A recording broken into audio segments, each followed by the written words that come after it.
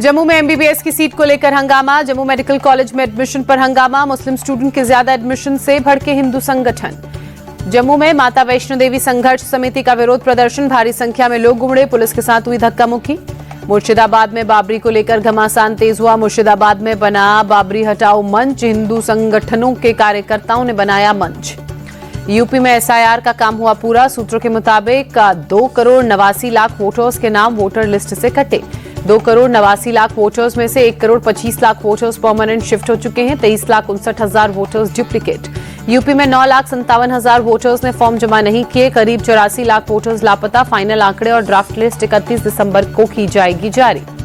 UP में SIR पर अखिलेश यादव का तंज। कहा, बीजेपी दहाई के अंक तक नहीं पहुंच पाएगी। हर सीट से बीजेपी का 61,000 वोट कटा। अखिलेश ने कहा, योगी के मुताबिक बीजेपी के 85 से 90% वोट कटे। एसआईआर ने बीजेपी को अपने गड्ढे में गिरा दिया।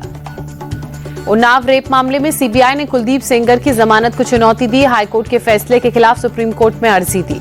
सीबीआई ने अपनी याचिका में मामले को गंभीर बताया। कहा, गंभीर अपराध में सजा निलंबित कर जमानत देना न्याय के हित में नहीं। कुलदीप सिंह सेंगर की सजा सस्पेंड होने पर आरजेडी नेता मनोज झा ने कहा, जो संदेश है देश की बच्चियों के लिए वो रोंगटे खड़े कर देता है। बंगाल एआईएमआईएम अध्यक्ष इमरान सोलंकी का बयान। हुमायूं के गठबंधन का प्रपोजल भेजा। ओवैसी गठबंधन पर आखिरी फैसला करेंगे। इल्तिजा मुफ्ती के लिंचिस्तान वाले बयान पर वीएचपी नेता विनोद बंसल ने सलाह दी। कहा, नवोदित राजनीति में उन्हें इस सोच से बाहर आना चाहिए। दिल्ली में कांग्रेस वर्किंग कमेटी की बैठक। मल्लिकार्जुन खड़गे, सोनिया गांधी, राहुल गांधी समेत कई नेता शामिल हुए। दिल्ली के इंदिरा भवन में सीडब्ल्यूसी की बैठक। कर्नाटक के मुख्यमंत्री सिद्धरमैया, हिमाचल प्रदेश के सीएम सुखविंदर सिंह सुक्खू भी शामिल। पीएमसी चुनाव के लिए समाजवादी पार्टी ने पहली सूची जारी की। 21 सीटों पर उम्मीदवार उतारे। पीएमसी चुनाव के लिए बीजेपी, शिवसेना, शिंदे गुट में सीटों का बंटवारा फाइनल हुआ। सूत्रों के मुताबिक बीजेपी 140, शिंदे गुट 87 सीट पर चुनाव लड़ेंगे। महाराष्ट्र के छत्रपति संभाजीनगर में आदित्य ठाकरे स्थानीय निकाय चुनाव रैली में शामिल हुए। कहा, यहां भी हमारा ही भगवा लहराएगा। आदित्य ठाकरे का बयान। कहा, यह तय है कि इस शहर में परिवर्तन होगा। अगर हम जीतेंगे तो जनता जीतेगी। मुंबई में कबूतर को दाना डालने पर पहली बार सजा। कोर्ट ने नितिन सेठ नाम के शख्स पर 5,000 का जुर्माना लगाया।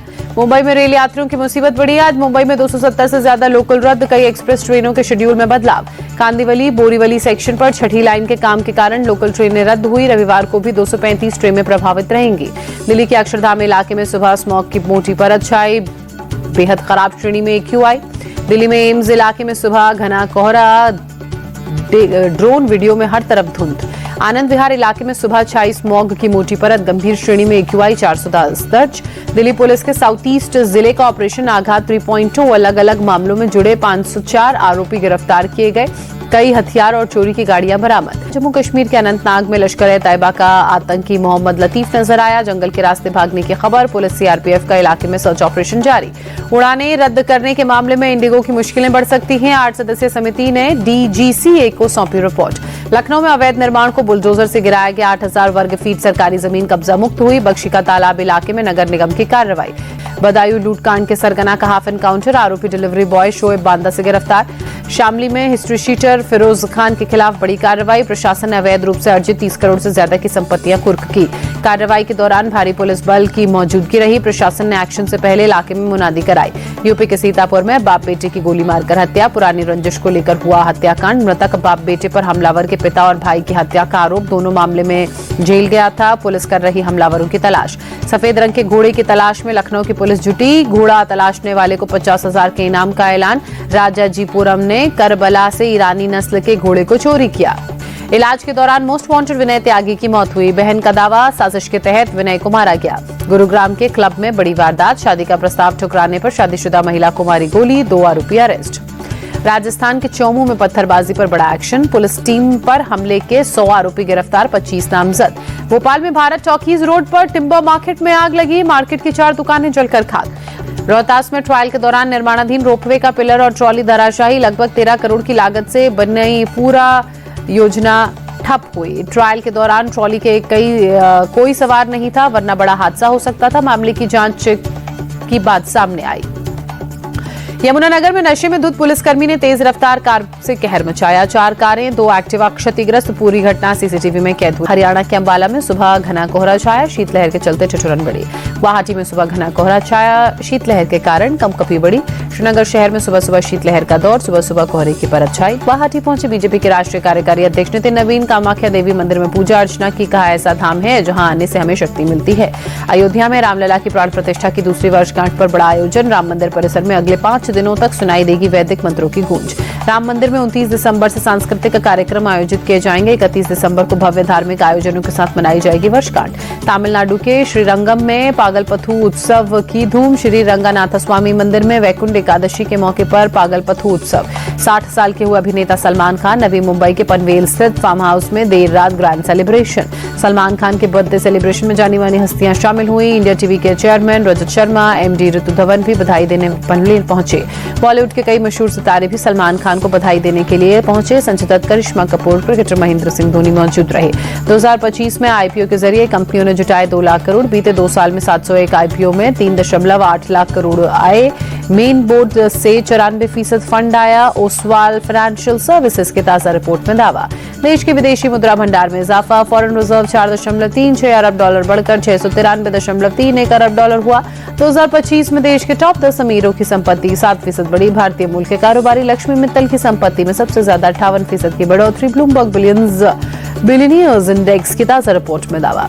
रिपोर्ट के मुताबिक मेटल, ऑटो, टेलीकॉम और बैंकिंग में मजबूती के चलते संपत्ति में बदलाव नजर आया। भारतीय एयरटेल के चेयरमैन सुनील मित्तल की संपत्ति में 26% का इजाफा। ब्लूमबर्ग की रिपोर्ट के अनुसार कई अमीरों की संपत्ति में गिरावट दर्ज हुई। वरुण बेवरेजेस के चेयरमैन रवि जयपुरिया की संपत्ति इस साल 27% घटी। शिव नाडर की संपत्ति में 10% की गिरावट।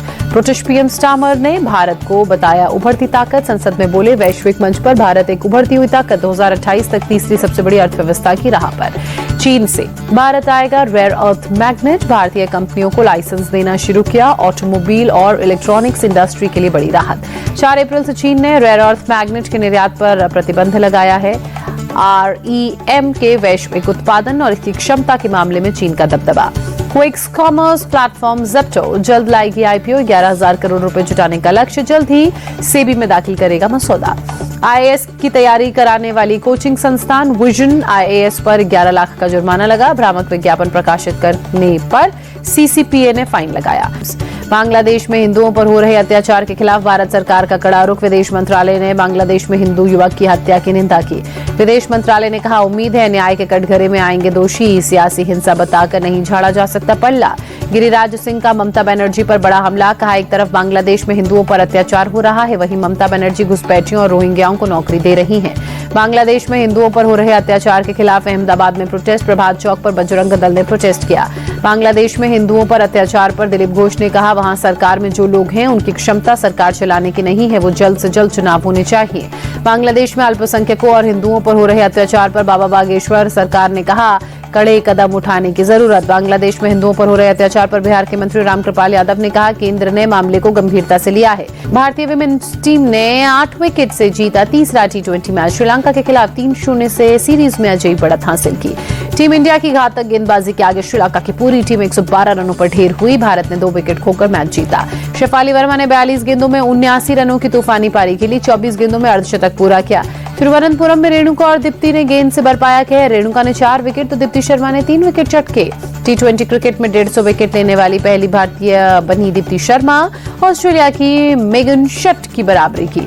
हरमनप्रीत कौर ने बड़ा कमाल किया। T20 में बतौर कप्तान सबसे ज्यादा मैच जीतने का रिकॉर्ड बनाया। ऑस्ट्रेलिया की मैंग लेनिंग को पीछे छोड़ा।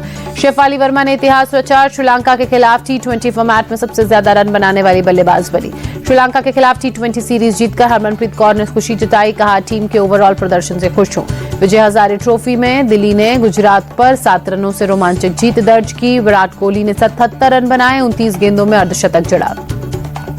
दिल्ली के कप्तान ऋषभ पंत ने गुजरात के खिलाफ 70 रनों की पारी खेली। आंध्रा के खिलाफ ऋषभ पंत को नहीं मिला था खेलने का मौका।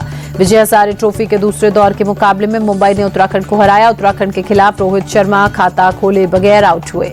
वर्ल्ड कप से पहले रिंकू सिंह का धमाका। विजय हजारे ट्रॉफी में चंडीगढ़ के खिलाफ 106 रनों की तूफानी पारी से उत्तर प्रदेश को जीत दिलाई।